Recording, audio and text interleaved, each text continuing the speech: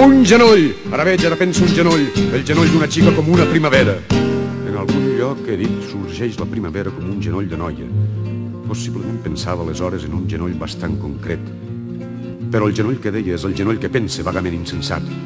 Per què hauré dit abans sorgeix la primavera com un genoll de noia, si és ara que ho veig, si és ara quan ho pense, si és ara que ho sé i no com ho escrivia?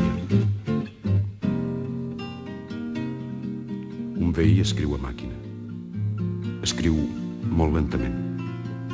Potser escriu buscant les lletres una a una. Jo també escric molt lent, fent la lletra petita, mastegant les paraules com un bri, d'una en una, en un petit quadern. El meu anhel seria estar tota la vida escrivint, amb la lletra petita, un cant llarguíssim i penosament lent, lent i gris, en veu baixa, en la casa en silenci. Treballar en silenci, complicats capitells. Ara en recordo uns, els vaig veure a León.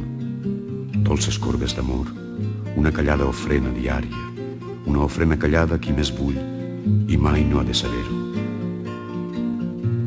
Ets, pot ser, qui més vull.